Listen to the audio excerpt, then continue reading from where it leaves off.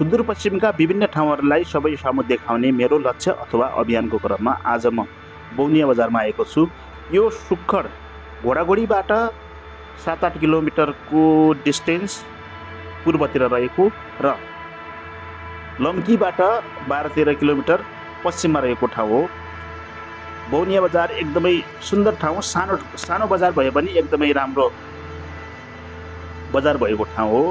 बौनिया र बौनिया वरिपरिको रमाइलो दृश्य।